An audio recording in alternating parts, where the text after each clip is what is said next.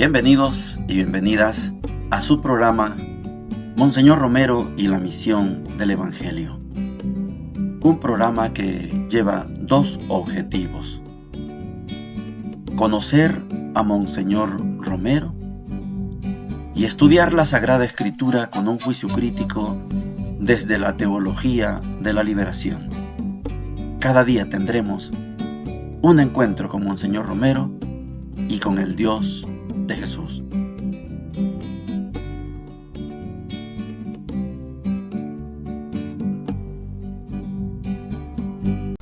Hola, ¿qué tal? Este es su programa Monseñor Romero y la misión del Evangelio. Estamos en el viernes 31 de enero, se acabó. Estamos transmitiendo este programa desde las playas del Cuco. No me pregunten cómo, ni me pregunten por qué, pero lo interesante es que estamos en este hermoso lugar, las playas del Cuco, en el departamento de San Miguel. Este día vamos a comenzar la segunda parte de esta homilía de Monseñor Romero. Ya tuvimos la iglesia misionera y peregrina, y ahora vamos a comenzar a estudiar la iglesia escatológica. Yo sé que muchos no estamos familiarizados con estas palabras, pero tenemos que escuchar a Monseñor Romero y aprender de este tipo de palabras, porque estas palabras le definen a la iglesia su identidad. Hemos hablado de 3 características en esta homilía del 21 de agosto de 1977, y la primera decíamos que la iglesia es misionera y peregrina, no está instalada en esta tierra.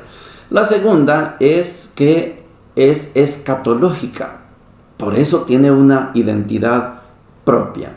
Y la tercera es la iglesia en clave de conversión, una iglesia en conversión. Aquí están las 3 características. Hay más, lógicamente, pero en esta homilía Monseñor nos da estas 3 características. Hoy estudiamos entonces la iglesia escatológica. Oigamos a Monseñor. ¿Y qué se dirá en esa misión? El segundo mensaje de la palabra de hoy, que nos presenta una iglesia escatológica. ¿Qué quiere decir eso? Es lo que provoca la pregunta que en el Evangelio se le hace a Cristo: ¿serán pocos los que se salvan? Y aquí una preocupación escatológica. La escatología es una característica de esta iglesia que por su esperanza sabe que la historia no se consuma en esta tierra. Su esperanza le hace ver unos cielos nuevos, una tierra nueva, donde imperará la justicia, el amor y la paz. El cristiano sabe que por más que trabajemos el bienestar de esta tierra, siempre será provisorio, peregrino, misionero, de paso, pero que hay que trabajarlo, pero que la consumación no la hemos de esperar en esta tierra, sino en la eternidad, donde el reino de Dios esté perfecto. Esa perspectiva de la salvación eterna, del reino de Dios consumado en la gloria, esa iglesia de brazos tendidos hacia adelante, esa iglesia de mirada puesta en el cielo, esa es la escatología, esa es la iglesia escatológica. Por eso la iglesia no puede ser cómplice de ninguna ideología que trate de crear ya en esta tierra el reino donde los hombres sean completamente felices. De ahí que la iglesia no puede ser comunista, la iglesia tampoco puede ser capitalista, porque el capitalismo también está con la mirada miope, solo viendo la felicidad, su paraíso, su cielo, en sus tierras, en sus palacios, en su dinero, en sus cosas de la tierra, que están instalados. Y esta instalación no pega con la iglesia.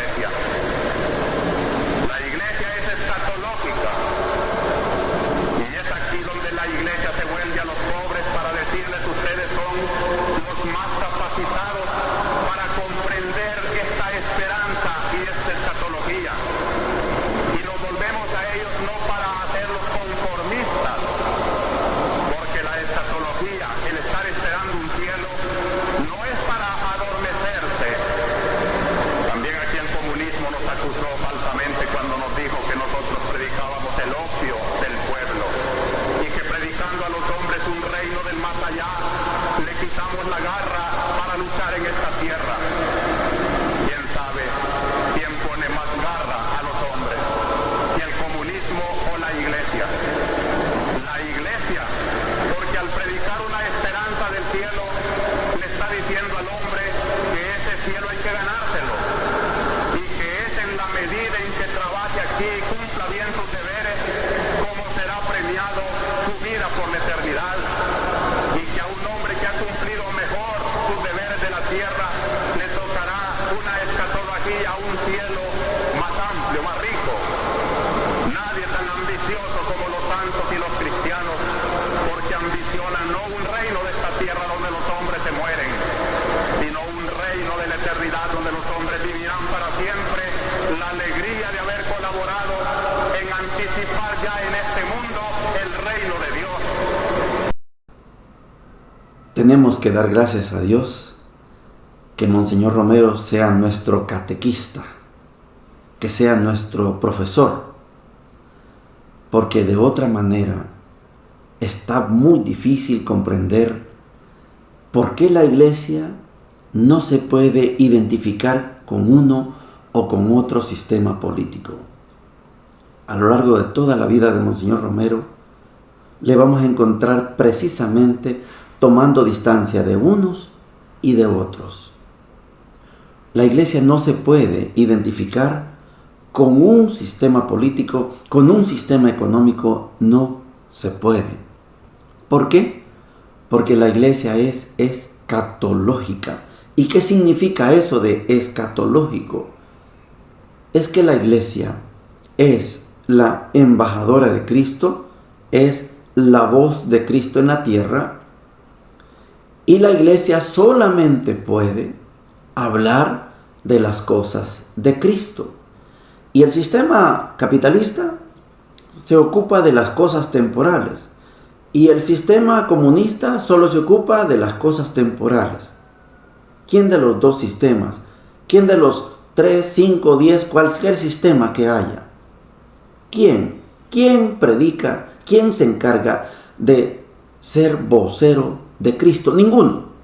No hay un sistema político, económico, social, ninguno que represente la voz de Cristo. La iglesia sí. Por eso la iglesia no puede estar casada con un sistema capitalista, con un sistema socialista, comunista. No puede. Porque la iglesia es la embajadora de la voz de Cristo.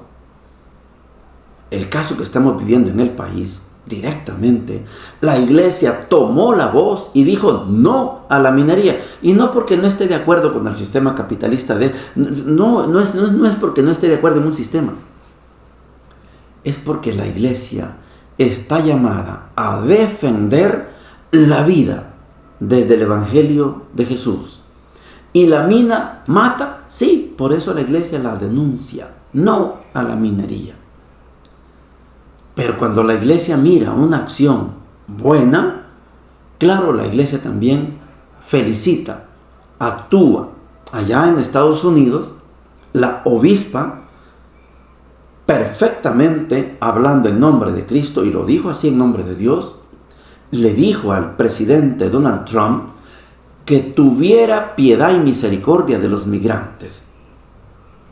Se enojó Trump, sí, pero la obispa en Washington le dijo perfectamente lo que Dios quiere, es la vida de las personas. El gobierno de los Estados Unidos, el actual y los anteriores, han tratado como perros a los migrantes. La van a pagar. Los encadenan como si fueran delincuentes. Fue lo que denunció Brasil, fue lo que denunció Petro. Y han denunciado. Vienen encadenados de manos, de cintura y de tobillos. ¿Son delincuentes los migrantes? No, son personas que andan buscando una vida mejor. No se las pueden dar ustedes. Yo sé que el migrante que están devolviendo de los Estados Unidos, en cualquier momento o se regresan para Estados Unidos, porque yo fui migrante, o buscan una nueva opción. Pero la iglesia no va a estar con el presidente de los Estados Unidos, jamás. Va a estar con los migrantes, porque la iglesia está en la parte débil, con la parte débil. Me encanta la solidaridad que ha generado este efecto de Donald Trump expulsando, sacando a los migrantes. Las parroquias organizadas, las diócesis, todos atentos a ayudar a los migrantes que están regresando. Esta es la iglesia escatológica. Yo, enamorado de la iglesia católica, enamorado de mi iglesia y enamorado también de las iglesias de ustedes, cuando ponen en el centro a la persona humana. No los valores del capitalismo, no los valores del comunismo, no los valores del socialismo, no. Los valores del reino. Y de estos valores del reino vamos a hablar hoy en el Evangelio más adelante. Queda claro que la iglesia es escatológica, y al ser escatológica no se le puede comparar ni se le puede acaparar en un sistema político X, cualquiera que sea. Hay testimonios de personas, de líderes, en este caso autoridades de nuestra iglesia y de otras iglesias, que inclinan la balanza hacia un sistema político. Vamos a pensar, se hacen capitalistas, se hacen comunistas, se hacen socialistas, se hacen chuntuistas, como quieran. Pero qué bonito cuando uno encuentra personas que se ponen exactamente en la iglesia escatológica, porque es la iglesia de Jesucristo. Vamos a las lecturas de hoy. Estamos en el viernes 31 de enero. Es el viernes de la tercera semana del tiempo ordinario. En unas 2 semanas vendrá la Cuaresma y vamos a interrumpir el tiempo ordinario. Estamos en el viernes 31, viernes de la tercera semana del tiempo ordinario.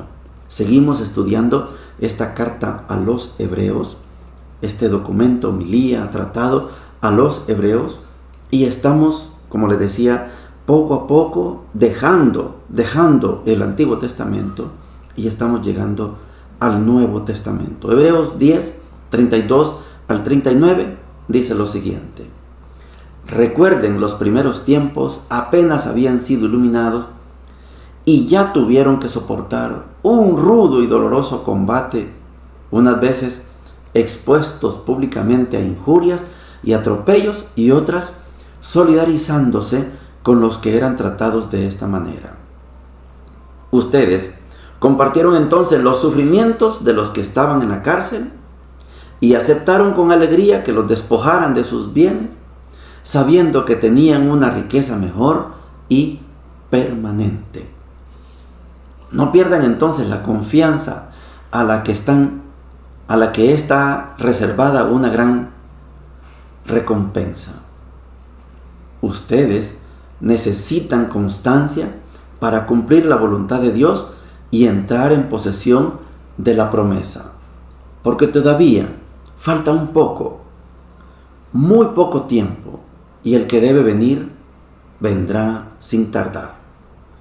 Mi justo vivirá por la fe, pero si se vuelve atrás, dejaré de amarlo. Nosotros no somos de los que se vuelven atrás para su perdición, sino que vivimos en la fe para preservar nuestra alma. Palabra de Dios, te alabamos, Señor. La carta a los hebreos está puesta al final del cuerpo paulino. Recuerde bien cómo está la Biblia estructurada. El Antiguo Testamento tiene su estructura. El Nuevo Testamento comienza con los 4 evangelios. El primero en escribirse fue Marcos, aunque está en segundo lugar porque así se pensaba antes, que había sido Marcos, pensaban que fuera el segundo, pero no. Ahora se ha descubierto que Marcos fue el primero en ser escrito. Está el Evangelio de Marcos, viene Mateo, Lucas y Juan. Después viene los Hechos de los Apóstoles, que antes era uno solo con el Evangelio de Lucas. Luego viene lo que se llama el cuerpo paulino, las cartas de San Pablo y las que no son de San Pablo. Al final de esas cartas que son y que no son de San Pablo está la carta a los hebreos. La carta a los hebreos, por su escritura, no es contemporánea a las cartas de Pablo. Sí es contemporánea a las cartas que no son de Pablo, y también contemporánea a los 4 evangelios, incluidos los Hechos de los Apóstoles. Ya se había vivido la experiencia de la persecución. Esto es lo que está describiendo la carta a los Hebreos. Ustedes saben que apenas habían abrazado la fe y ya fueron castigados. Y le despojaron sus bienes y lo golpearon, etc. Pero ustedes saben que lo mejor no es esto que está pasando aquí. Lo mejor es la promesa futura.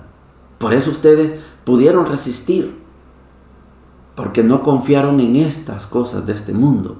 Ustedes confiaron en las promesas futuras. Qué bonito cuando usted tiene claridad, como Monseñor Romero con la Iglesia Escatológica, claridad de que nos pueden meter presos, que nos pueden castigar, que nos pueden azotar, sí, y nos pueden matar, como Monseñor Romero. Pero eso no quiere decir que yo, para salvar mi vida, voy a apostatar, voy a renunciar a Jesús. No, ustedes no lo han hecho. Por eso dice, no somos de los que vuelven para atrás para su condenación, sino que vivimos en la fe para preservar nuestra alma. Aquellos mártires de la primera generación resistieron en la fe y están con Jesús. Algunos apostataron, cobardes, sí, y no están con Jesús. Ustedes y yo, dice la carta a los Hebreos, perseveremos, mantengámonos, todavía falta un poco, pero Dios cumplirá su promesa. El que vendrá, el que dijo que iba a venir, vendrá. Esperemos, seamos pacientes, seamos perseverantes. Ya estamos en el Nuevo Testamento con esta carta a los Hebreos. El Evangelio de hoy está tomado de Marcos, capítulo 26 al 34. Dice lo siguiente. Jesús decía a la multitud, el reino de Dios es como un hombre que echa la semilla en la tierra. Sea que duerma o se levante de noche y de día, la semilla germina y va creciendo sin que él sepa cómo. La tierra por sí misma produce primero un tallo, luego una espiga, al fin grano abundante en la espiga. Cuando el fruto está a punto, él aplica enseguida la hoz, porque ha llegado el tiempo de la cosecha. También decía, ¿con qué podríamos comparar el reino de Dios? ¿Qué parábola nos servirá para representarlo? Se parece a un grano de mostaza. Cuando se la siembra, es la más pequeña de todas las semillas de la tierra, pero una vez sembrada, crece y llega a ser la más grande de todas las hortalizas y extiende tanto sus ramas que los pájaros del cielo se cobijan a su sombra. Y con muchas parábolas como estas, les anunciaba la palabra en la medida en que ellos podían comprender. No les hablaba sino en parábolas, pero a sus propios discípulos en privado les explicaba todo. Palabra del Señor, gloria y honor a ti, Señor Jesús. Marcos tiene una manera peculiar de presentar el reino de Dios. No lo hace como Mateo, todas las parábolas están en el capítulo 13, parábolas del reino. No lo hace como Lucas, hablando de la comunidad, de los discursos, de la sinagoga. No. Tiene en este caso 2 ejemplos. Quiero que le pongamos atención. El primero, lo importante no es la semilla. En el primer ejemplo, la semilla tiene su función. Tiene que estar en la tierra. Si la semilla no está en la tierra, bueno, se pudre y no echa nada. Pero en la primera parábola, hablando del reino de Dios, no está la fuerza en la semilla. Está en el hombre, en el que sembró la semilla. Sea que esté dormido, despierto, él confió, puso la semilla y se fue a dormir. Vio cómo nacía el tallo, vio cómo echaba espiga, y cuando ya hay fruto, mete la hoz y saca el fruto, la cosecha. La parábola se parece al hombre. El hombre que confía, no la semilla, esa es la segunda, pero ahorita es el hombre. El hombre confió en Dios que sembrando la semilla iba a tener una gran cosecha. Él se fue a dormir y brotó la semillita, brotó un tallito y lo vio y lo cuidó. Y de repente echó espigas y la espiga se llena de grano, y cuando ya vio, hay grano, voy a cosechar, y corta la semilla.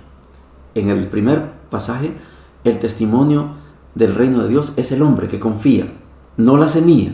Ahora vamos a la otra, ahí sí, en el otro sí es la semilla de mostaza, chiquita, pero que se hace tan grande que los pájaros hacen nido allí. Vamos a ver, son dos extremos. El reino de Dios es como el hombre y es como la semilla de mostaza. Dos testimonios. Vamos a ver. En Marcos, por más que Jesús explique, los discípulos no entienden nada. Eso es una característica que tiene Marcos. El centurión, que no es discípulo de Jesús, es el único en todo el Evangelio que dice verdaderamente, este era el Hijo de Dios. El objetivo de Marcos es que todos y todas sepamos que este es el Hijo de Dios. Por eso al pueblo en general le habla en parábolas, pero a sus discípulos se les explica todo en privado y no entienden nada. O sea, el reino de Dios es de los que entienden, como el hombre que puso la semilla. El hombre pone la semilla y él entiende que él no ha hecho nada, es Dios el que lo hace todo. El reino de Dios es como la semilla de mostaza, es chiquitita, pero se hace grande. Pero eso los discípulos no lo entienden. Usted dijo que estamos leyendo a Marcos, sí lo entendemos, y este es el objetivo del escritor. Usted y yo sí lo entendemos. Sabemos que Jesús es el Hijo de Dios. Nos lo dijo desde el primer versículo. Se lo dijo Dios Padre cuando está bautizándose. Se lo dice en la transfiguración y lo dice el centurión cuando está crucificado, muerto. Usted y yo sí entendemos que Jesús es el Hijo de Dios. Este es el objetivo. A ellos les hablaba en parábolas y sin parábolas no les hablaba nada, pero a los de su equipo, a los íntimos, a los que andaban con él, se los explicaba todo en privado. Dice, el reino es como un hombre, el que puso la semilla, toda la confianza. El reino se parece a un grano de mostaza. Son parábolas. Y con muchas parábolas como estas, les anunciaba la palabra en la medida en que ellos podían comprender. No les hablaba sino en parábolas, pero a sus propios discípulos en privado les explicaba todo. Cuando usted haga el análisis de este Evangelio de Marcos, se dará cuenta que por más que les explique Jesús, los discípulos no entienden. Allá en Mateo, Pedro sí entendió, y en Lucas todos quedaron llenos del Espíritu Santo. Son las características de cada evangelio. Por hoy, junto con Monseñor Romero, podemos decir, dichoso yo que puedo poner una semilla y confío en que Dios hace todo el trabajo. Dichoso yo que pertenezco a un grupo chiquitito, la semilla de mostaza. Pero esto cada vez se hace más y más grande. Esto es el reino de Dios. Bendiciones para todos y para todas. Hemos presentado Monseñor Romero y la misión del Evangelio. Hasta la próxima.